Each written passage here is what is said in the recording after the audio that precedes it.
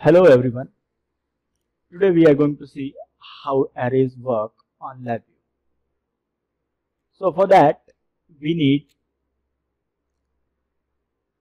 to right click, then data containers and array. We can generate any kind of array as the array is by default of no data type. So we need one data type. Let's put one numeric control inside it. And as soon as we put control inside it, the array changes to double. Okay, so we know that for any single element we need single data, but if we need group of data then we use arrays.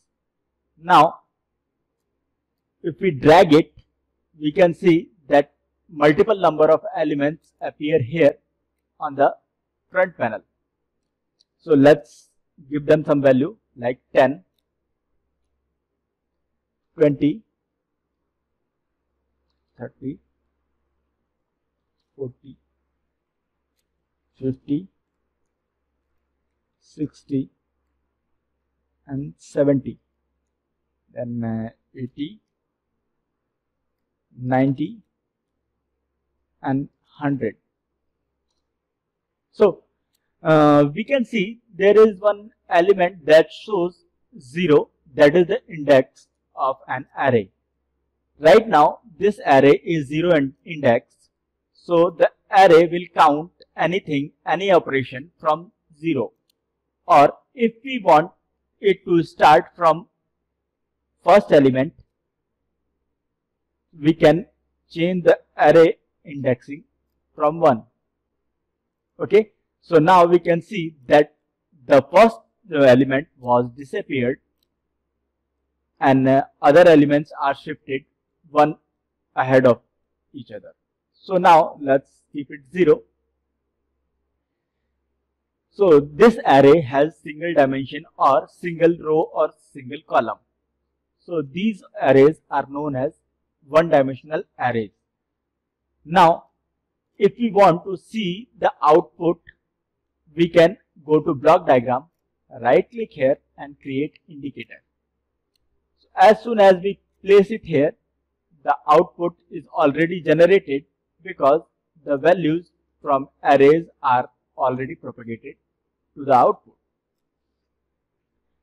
Now if we want to extract any element out of these arrays, we can right click here and go to array and then index array. Let's connect it to index array, and this is index that we need to find out. So these are initially 0 index because 0 is already written here. So suppose if we want 40 out of it, then index for 40 is, the index starts from 0, so elements will be like 0, 1, 2 and 3. So if element number is 3, it is going to show us, let me create one output. This is an indicator and let's see what is the fourth element. Okay, let's run it, and that fourth element is 40 and that index of fourth element is 3 because it starts from 0. Now what if we want a two-dimensional array? So for two-dimensional array we don't have to do anything but drag this dimension from here. Now this array is converted to two-dimensional array. Okay, so now we can see that earlier column matrix has been converted into row matrix. So all the column values came to rows. That is by default LabVIEW. Now we can see that this wire is broken because this is one-dimensional array and one-dimensional array cannot show the output to two-dimensional input. Now if we want it to work properly, we can make it two-dimensional again, and now we can see that as soon as we drag it down, the wire has been repaired. But this wire has been broken, because now if we want to read any number of element, we'll have to give two inputs, like first index row and then index column. So let's put one constant and see, like this element is 0, 0, then this element is 0, 1, 0, 2 and 0, 3. So if we want to extract this element, we can put 0, 3 and let's check what is happening here. Now the output is 0 because this arrangement is here 0. We'll have to put row number 0 and column number 3. Let's see the output now. Output is 40, 0, 1, 2 and 3. Okay. So if we want to search 30, it's second element, and 0, 2 is 30. So now we know that how to work with two-dimensional arrays. Let's put it aside and drag it to make it two-dimensional array. Okay. Now let's give some values here. Suppose it's 10. Let me give any random number, 45, 3, 43 and 56, 8 and 9. There are some elements which are not visible, but they are there because we have already made this input array of size 10. So input size is 10, and let's see the output here. Okay. So now the input and output matches. Let's see the element are propagated now or not. So as soon as we run it, all the elements are propagated here. We know that size of this array or input array is pretty big, but where the elements are, that is the active array. So if you want to know the size of array, just go to block diagram, right click, array, then array size. Okay. Now let's connect the array and create indicator.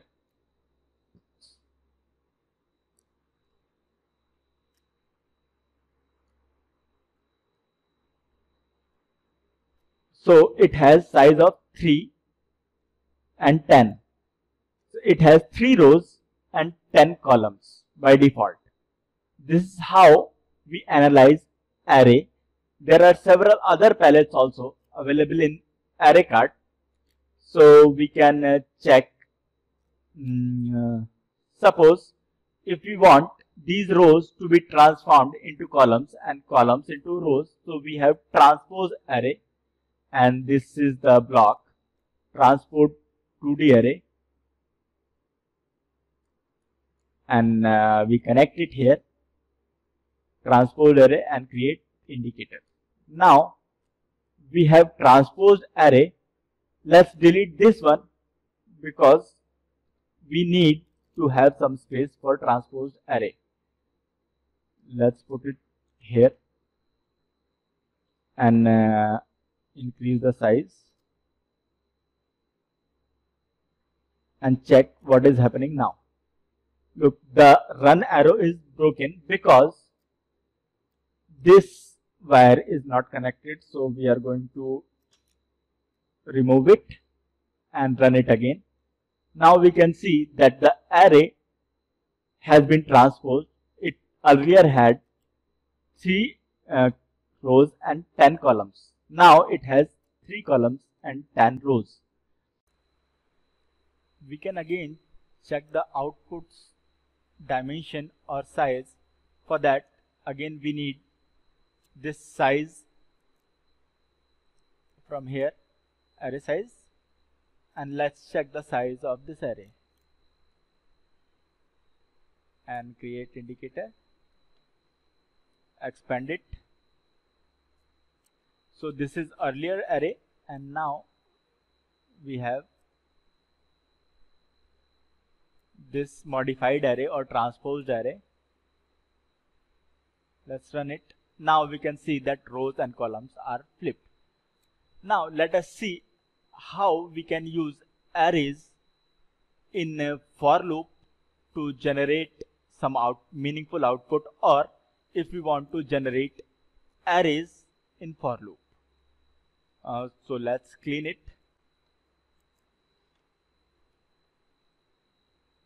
Now here we have for loop,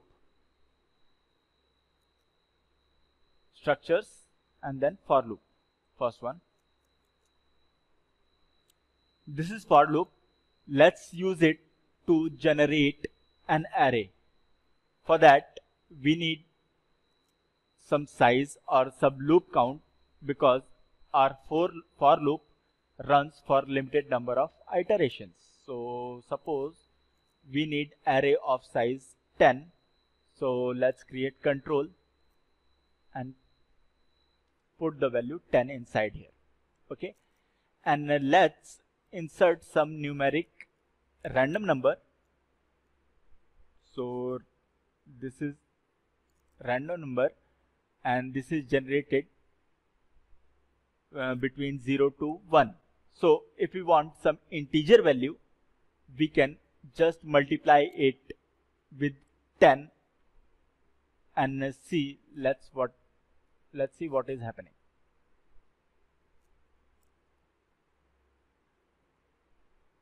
First, let's connect it here and leave it here. So as soon as we connect it to the outer border of for loop, we can see there is one box created that has brackets inside it. So this is nothing but our indexing, and we can see tunnel mode is indexing. Okay, so it will do what?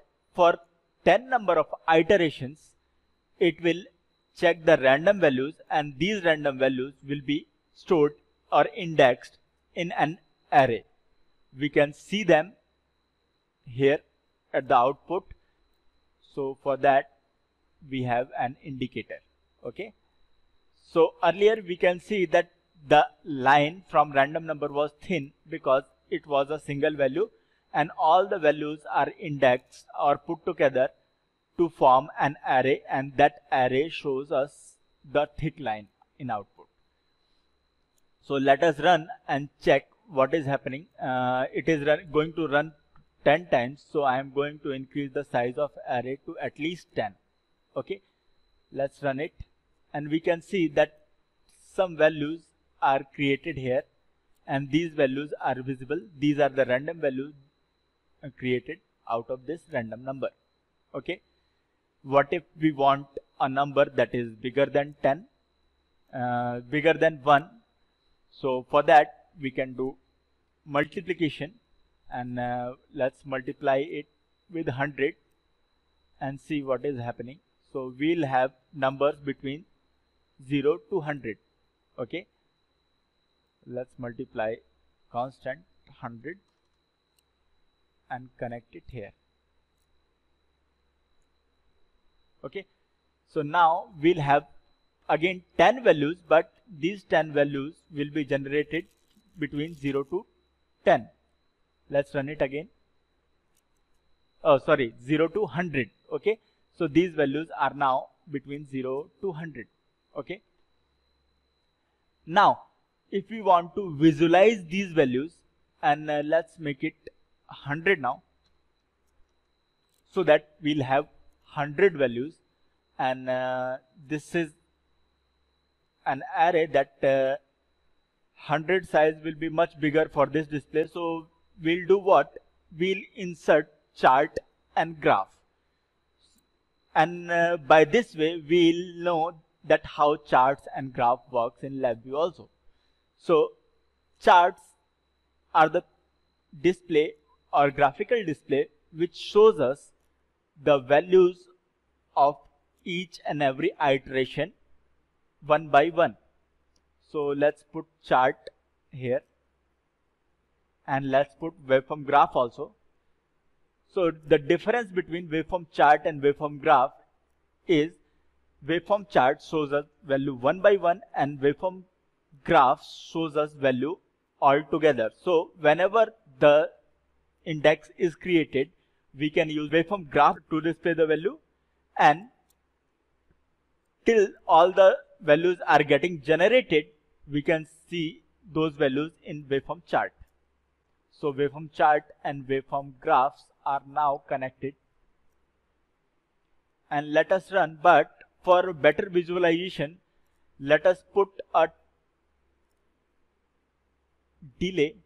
So that delay I am going to put is create constant, and let's see 200 millisecond delay, and see the values getting out. So we can see these values are getting generated randomly, approximately 50 generated, 60, and these values are displayed into chart. But as soon as the index is completed, the output will be shown on the graph also. So this is how we know that what is difference between waveform graph and chart. So again, when you want chart to display the value, you should input the value one by one, and a graph shows the value all together or from an array. So these values are exactly same, but waveform graph took the input of an array, so all the values together are fed into waveform graph, and waveform chart showed us the values continuously. Those are one by one. So whenever you want to see the live data, waveform chart will be your preference, and when you have some data already prepared, you can use waveform graph for that.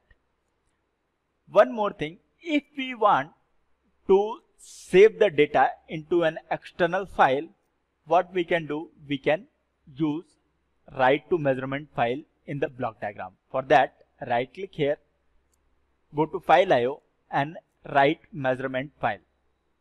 Okay, so this is write measurement file block. This is also going to get the input. So this is the file path that it is going to create. So it is going to create the value, this path, and inside that path, this test.lvm LabVIEW measurement. Actually, we can change the file type also.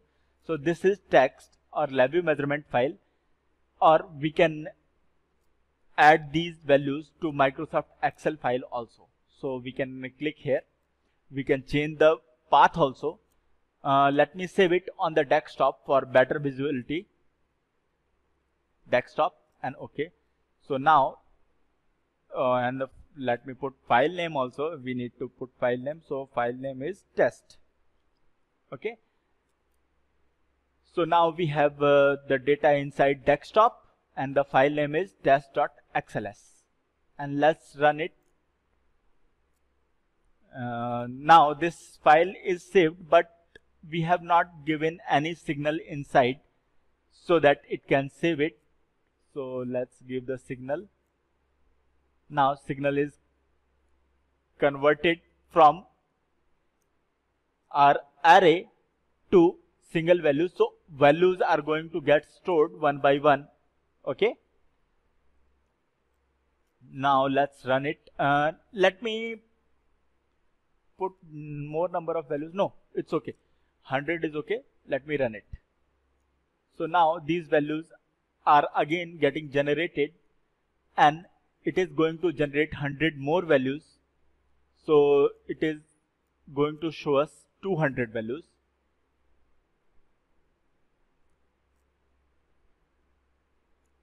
Let it complete. Now it has 200 values, and these values are also shown in this waveform graph. Let us check these values are stored in measurement file or not.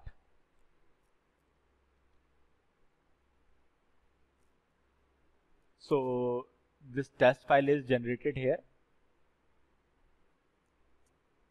and these are the values which are generated. This untitled is not going to get counted in the value. So let's select all the values.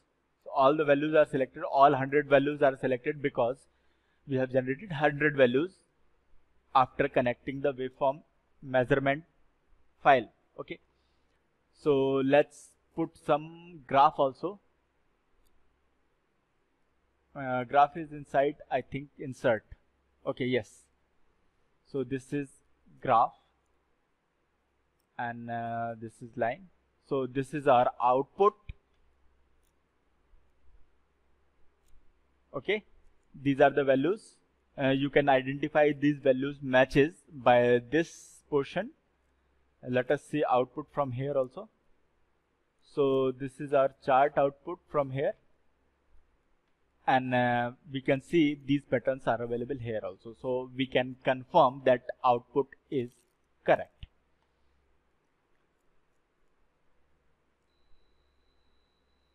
Now, if we want to see values of any array one by one using for loop again, what we can do, we can create one array. So to read an array one by one, we need one for loop, and this time we don't have to give input to for loop, because this for loop is going to count values, because it has already indexed it, count values from this array. So this array has 10 elements, so by default the value of n is going to be 10. Let us create one numeric indicator and connect it. Okay, and let us run the program and see what is happening. But before that, we need to put one delay so that we can see the program clearly. Create constant and put 2000. So for every 2 seconds the output will change, and that will happen 10 times. So let us run it and check this numeric value as it changes from the value of array. So first value is going to be 10, then 20, 30, 40. So 10, after 2 seconds it is going to be 20, 30, 40, and it is keep on increasing till last value is reached. So this is how we work with arrays. We can use for loop to generate array, to read array, and work with them. Now program has already stopped. So now you have been introduced with array, and whenever you need to deal with array or group of element, you know how to do it. Thank you very much for attending this class.